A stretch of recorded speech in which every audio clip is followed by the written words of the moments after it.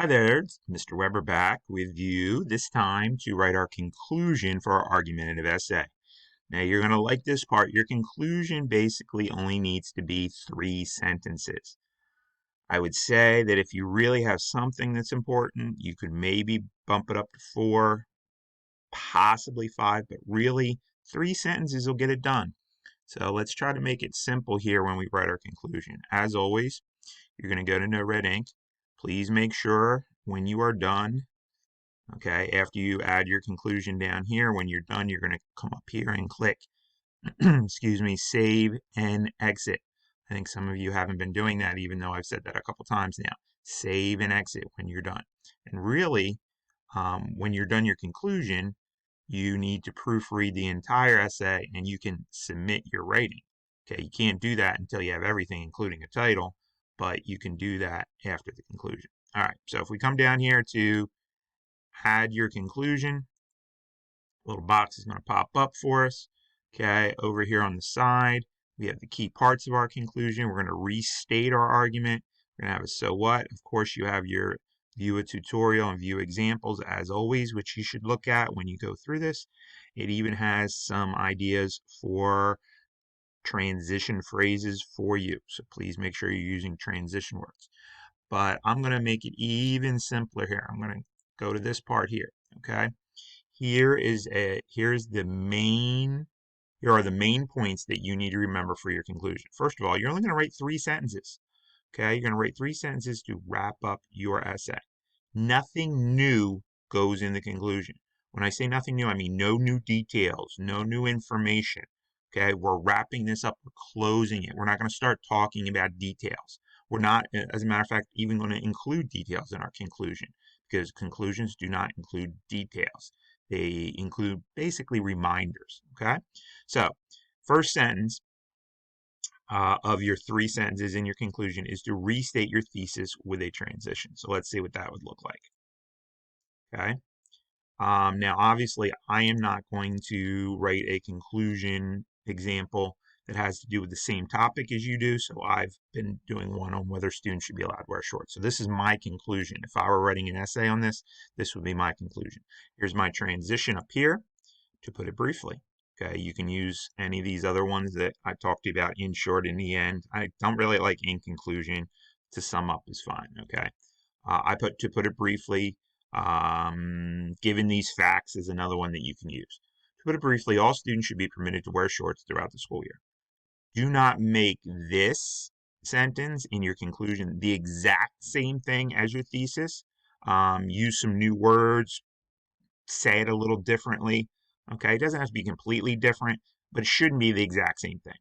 Okay, so this is just your thesis. You're restating your thesis and you're putting a transition word in front of it to wrap it all up. Okay, easy enough.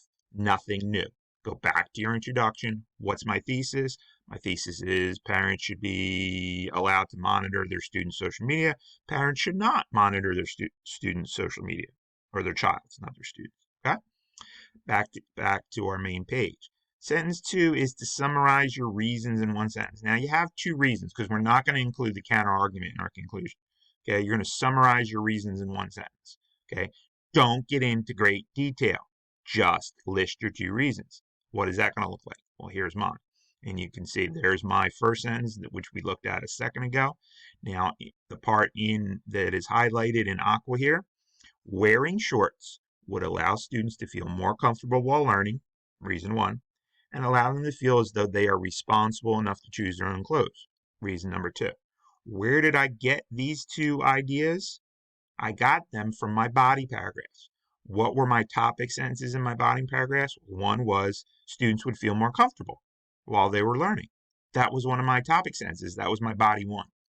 What did I write in body 2? I wrote that it would make them feel responsible enough to choose their own clothes.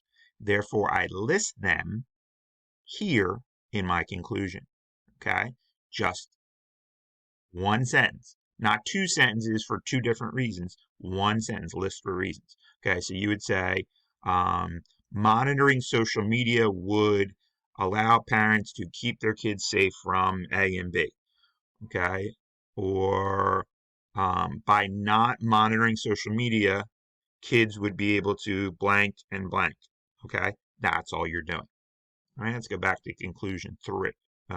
Conclusion C. Okay, and then finally, now in No Red Ink talks about a so what statement. You can have that if you understand that and you watch the guided draft part of the conclusion and you understand the so what statement. That's a really good one. To me, I'm just going to basically tell you we're gonna wrap it up with a final sentence. Okay, so here's what our final sentence looks like. Again, these are my first 2 sentences here, and then in yellow, highlighted in yellow, is my final statement. Again, nice transition. Therefore, to sum up, or without a doubt, or undoubtedly. Okay, nice transition before your final sentence. And I put the Hamilton Township Board of Education needs to amend this rule and permit its students and parents to decide the proper time to wear shorts. Okay, so you might say something like, without a doubt, parents need to leave their children alone to learn the proper way for social media. Or undoubtedly, parents need to keep close track of what their child is doing on social media in order to keep them safe. Okay? Whatever it is, you're wrapping it up. It's your final statement. Nothing new, no new details, no long, drawn out sentences. Okay? Here is my, excuse me, my conclusion. 3 sentences is all you need. Okay. Now the sentences are, of good length, but this is what it should look like. And if you do this, you'll have a strong conclusion. Okay. So I would put that here in my conclusion, and then I'd make sure that I have everything else. I'd read everything else. I'd proofread it. Okay. I might even copy it from here, put it on a Google Doc in order that I can run spell check on it before I click submit writing, but make sure you click save and exit. Okay.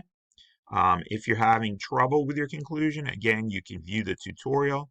You can view examples, right? They have a couple examples here. Again, scroll down, okay? They actually only have 2 sentences there. I'd like you to have 3. And then here in this one, how many do they have here?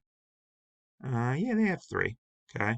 So, they give you a couple examples. There's no perfect way to write a conclusion, but I think by doing this, by having here these 3, that you basically can remember this easily, and of course you know exactly what to write. So good luck writing your conclusion today, and make sure that before you submit anything that you proofread it, run spell check, and you check for run-on sentences, correct capitalization, all that kind of stuff. All right, good luck with your conclusion.